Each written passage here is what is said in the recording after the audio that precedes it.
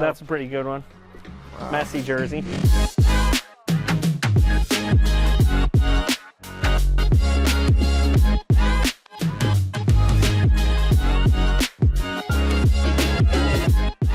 All right, what's going on, guys? We are back here at Leaf for another video.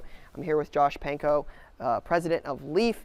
And Josh, we're going to get another tour. We've already done one video. We have. Showed a little behind the scenes, never before seen, some upcoming cool products. But this video is going to be a little bit different because you guys are going to show us some game used. We're going to show you kind of where all our game used stuff comes from. Okay. We buy from all different auctions, and you know, it's really cool to see it all. Some of it is all cut up already, but a lot of it's still full. So it's cool to just see where kind of the game used cards that the collectors see, where it comes from. Cool. So we're going to show you that. Let's go take a look. Awesome. See what they got.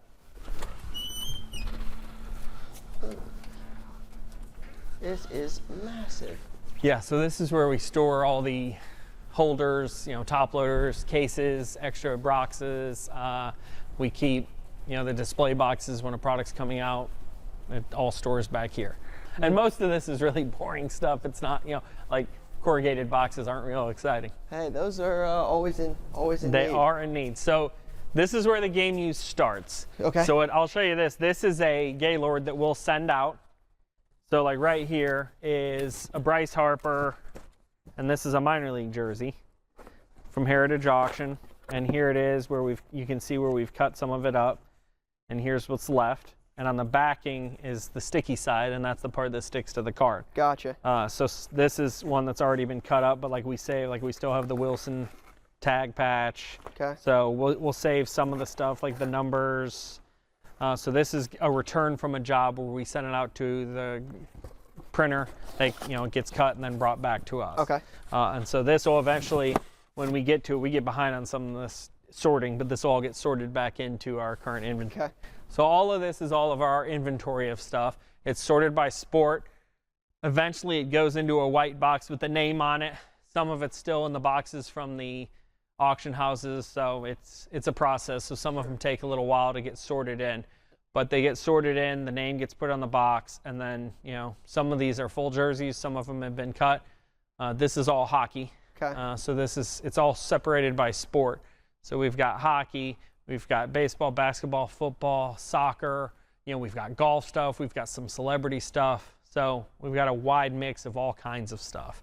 And it just kind of, like I said, anytime we see an auction, we see something we want, we need, you know, we're pretty active in the auction houses. I was going to say, you must be buying this stuff pretty regularly. We buy it.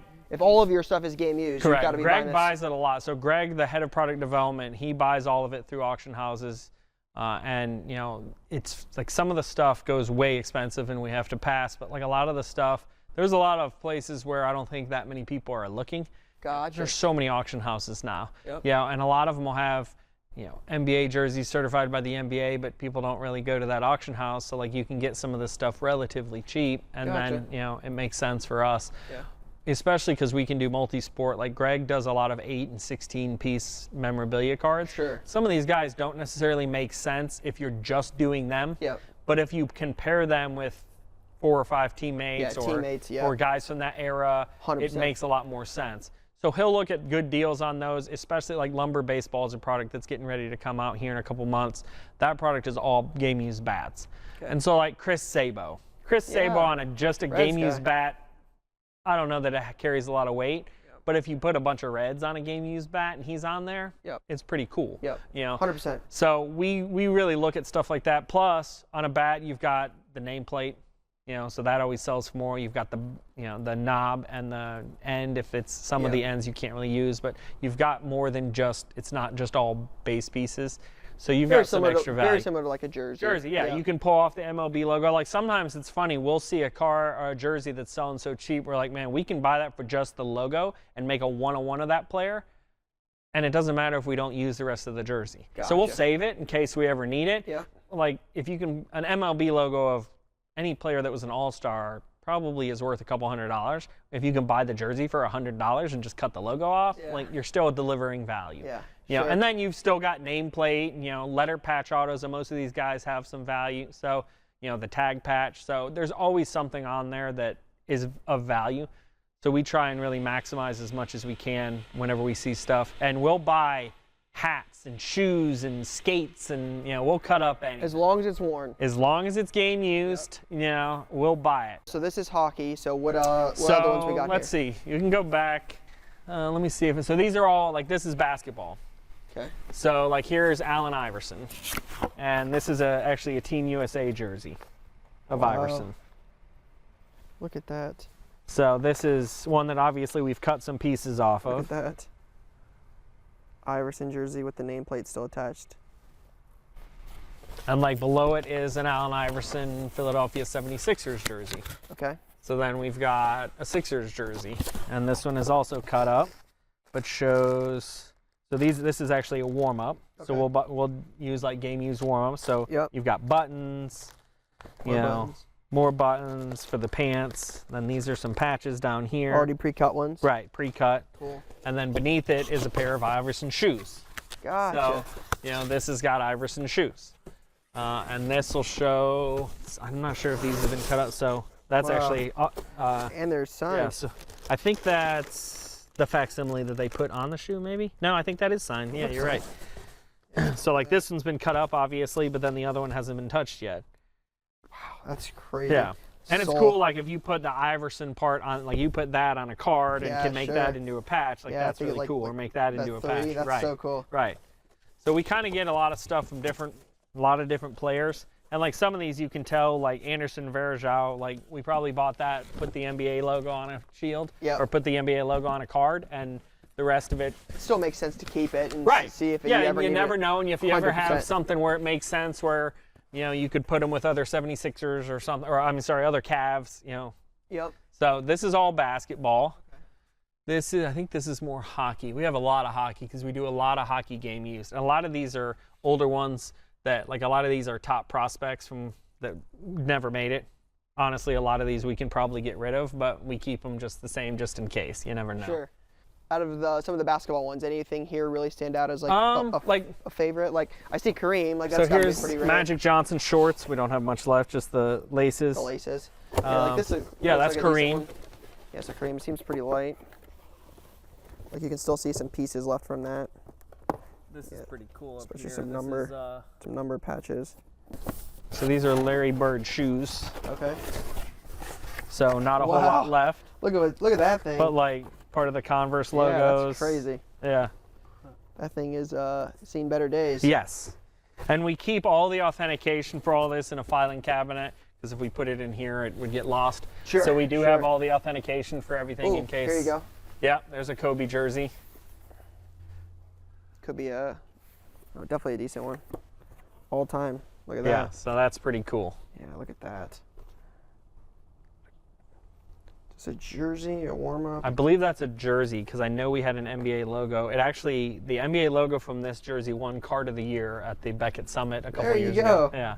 That's crazy. So we thought that was pretty cool to win Card of the Year when it's a piece of history right there. Yeah, pretty cool. Kobe Bryant, man. That's crazy. That's special. This is a bat. Okay. And this kind of shows where, we cut it. Wow. Look at that. So that's what it looks like on one side. So this is a Clemente bat. Wow. This is part of a Clemente bat. Holy cow. And then there's a handle. That's crazy. So, McGuire. That's a McGuire. So at some point you could use the bottom of this for a one-on-one. Correct. Yep. Look at that. It says Mac 25. Yeah. So that would be a pretty cool one-on-one. Right there. It says. And then we wrote that on there. Obviously, that'll get covered up when the card is made. We just make sure that it's not sorted incorrectly. Yeah. So like I said, we can cut up pretty much anything. A lot of KG shoes. A lot of KG shoes. 3 pairs of shoes. The shoes are cool because they deliver a lot of unique pieces. Yeah, sure. Sometimes with jerseys, it does get a little redundant when it's just a yellow swatch over and over and over 100%. again. Whereas a shoe, you don't get as much yield out of a shoe, but it can deliver some cooler pieces because most of the pieces are pretty unique on a shoe. There's not a lot of, normally you get stitching or something. Yeah. There's not a lot of just one color pieces generic, from shoes. 100%. Right. Is this Trout? Yeah, so this is a Trout game used cleat. So we took the bottom off. Wow. And we made cleat cards in the game used last year. I don't know if you ever saw them. They were super fat with the cleat on them. Yeah. But those ones you put in the snap tents? Yep. Yeah. And this is signed. So we can use that as a one-on-one piece. Yep. The Nike patch. The logo here. And the patches on this, again, these are going to stand out. This has some texture to it, so it's going to stand out. The only part that really gets boring at all is we will use the interior, Gotcha. But there's only 20 or 30 pieces, so you're not going to really even notice. For the most part, they look pretty cool. And like you've got the Velcro that's cool. Yeah, you've got the 27 with the logo. So great, some just incredible patches. But I think the jerseys, like the shoes, like again, like you've got Steve Nash, Tim Duncan, USA, Tony Parker, Tracy McGrady, Tayshaun Prince, like the names. Like here's Kevin Garnett that we got from My Gray, 2 pieces, 2 warm-ups. Okay. And like these deliver a lot of yield, which is nice, but the pieces do get a little boring. Sure. Now this is what we'll use typically on like an 8 or a 16 way. Okay. We don't necessarily use this on just a Kevin Garnett jersey because honestly, like that's kind of boring. Yeah. So we'll use it on an 8, 16 way, and then if you just get a single swatch, you're still getting 8 or 16 different colors. 100%. Because like if you get this with Kobe and then Bird and Magic, there's a bunch of different colors, so the card doesn't look boring. Yeah. O.J. Simpson, Ronaldinho. Like Rafael Nadal. Oop, look at that. Josh Reed Neymar. So this is a shirt from Nadal. Like, and it gets tagged just to make sure doesn't get sorted with the wrong one. And the only bad thing with tennis shirts is they're pretty boring usually. Plain. Yeah, there's not a lot of patches. The soccer jerseys are really fun because there's so much color on a lot of them. So yeah, there you go. That's a pretty good one. Wow. Messi jersey. And of course, some people cringe because they see it just like sitting on a shelf. Yeah. It unfortunately hasn't been tagged and bagged yet. When they're like this, we're not as worried about him getting mixed up because it has his name on it, So that's crazy. Yeah, pretty crazy. And like I said, there's a lot of at least 2 color on there. There's like, not going to be a lot that's just super boring. Some of the marks, front of the chest, the tag. That is crazy. Yeah, that's pretty cool. That's nuts. Like this is a Ichiro Marlins jersey. So not a lot of not a lot of patches left, but a little bit.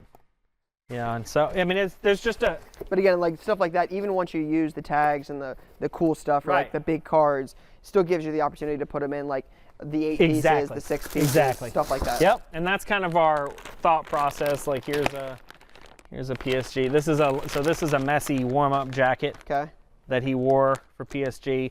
Not as much color all over, but like even that, we could get an incredible amount of value from putting that or putting the 30 on a card. Yeah, so it's just, we really try and do a good job of constantly buying stuff. So there's some celebrities. We've got Will Ferrell shirt from Tinseltown. And it tells you the movie. Yep. It's kind of cool. Crazy. What's you guys obviously have a ton of stuff here, and we could spend hours going through this, but like, what do you think some of your favorite pieces you guys have ever got? Anything stand out? I mean, so I wish I knew where it was. We actually just bought a Joe Jackson bat. Wow. Which is pretty amazing. Yeah. I'm not sure where is it in Greg's office? Okay, yeah. So some of the stuff like that is just incredible to me. Yeah. As cool as Lionel Messi jersey is, like there's a lot of those. Yeah. He's wearing at least 2 jerseys probably every game. Yeah. Like there's a lot of Messi game used jerseys out there. Oops. As cool as they are, like to get a Joe Jackson bat, we've had a couple of Babe Ruth bats. Okay. That kind of stuff is just amazing. Any sport in particular stand out as like harder to get than others? I would say football is the hardest. Really? Because they don't play as many games. Sure. So especially like old football players, like if you try and get just like a Joe Namath jersey, they don't exist or they're $100,000. Yep. They just, Peyton Manning, they're just really hard to find because they don't play as much. Sure. Obviously baseball players play a ton of games. Soccer players now, they're playing, they're playing so many games in soccer because they're playing league games and international games and friendlies. And so there's so many games for these other sports. Football is definitely the hardest. Yeah, makes a ton of sense. And the newer football is a little easier just because they're new. And I think it's more like Joe Namath didn't save jerseys. He was probably wearing 2 jerseys a season or something. Yeah. Now Peyton Manning's changing his jersey every quarter or whatever. So it's a little easier. But like the old football is definitely the hardest stuff to find. Do you anticipate getting more into with NIL expanding and stuff like that? Like, have you guys got much college stuff? We haven't been able to get that stuff. Okay. A lot of that stuff is still owned by the colleges. Yep. So like Caleb Williams doesn't I'm sure they'd let him take a few jerseys, but it's not like he's taking his jersey home every day. Yep. So we haven't gotten into that. We've tried a little bit, especially the high school has no interest in giving up jerseys. College is still tough. I think it'll get easier as NIL continues to expand and figure out more ways to monetize stuff. Yeah, it's going to get easier, but we haven't really been able to get a lot of that yet. But you never know down the road. I think anything is a possibility. That's cool. Yeah, it's like you said, it's impressive, especially in a day where this is not common to to have game worn stuff. It's kind of a thing of the past, so it's cool to see so much stuff that you guys still have and keep and use. Yeah, and it's fascinating to me because it's like, I don't want to give away any trade secrets to competitors, but like, it's not that hard if you scour the auctions. And it costs more money for sure, because if you just buy an authentic jersey, it's $200. Like, it costs more money, but like, if they really want to put in the effort, it's not that difficult. And I guess if everybody was doing it, it would get a little harder. Yeah. But if the prices got driven up, there might be more people willing to sell. It definitely seems like an important piece to the longevity of trading cards. We certainly think so. To have we certainly think so. A game used piece rather than a jersey that's fresh off the the and rack. look, when you have the league license, they're buying the card for that as much as anything else. Yeah. We don't have the luxury of that, so we have to make the card appealing. If we put out a player-worn card and there wasn't an autograph or anything, like, why would you buy that? Sure. Now, like Trinity baseball and football, that does have player-worn because those are young kids that really haven't played games yet. Gotcha. But outside of that, everything is game-worn. Even like Trinity soccer, that's all game-worn. With like Messi, Ronaldo. It's all game-worn. So we really try and focus on the game-worn. And if it gets to a point where we run out of somebody, like, we'll scour and try and find more, or we'll move on to somebody else that we do have game worn. We also try and really monitor what guys we have autograph deals with. Okay. So like, even if it's even if it's a lower name player that we like, and no knock on like a Tom Glavine, but like a Tom Glavine autograph card in and of itself, there's millions of, maybe not millions, thousands and thousands. It's not your draw to a product. But if we can add a game used jersey and a game used patch to it, that at least makes it a little bit more exciting. Sure. So it's not just the same old Tom Glavine, it's got some elements. And then if we can duel him with Greg Maddux and have 2 game-worn jerseys and 2 autographs, now you're starting to see cards that you don't see every day. Cool. And that's really where our focus is. Well, I definitely appreciate you, you're welcome. You letting us take a look in here. This is pretty cool, and I'm excited to continue to see what you guys draw next. We're excited about the future. Thanks for stopping by. Appreciate it. Yeah, for sure. That's all I got for now, guys. Peace.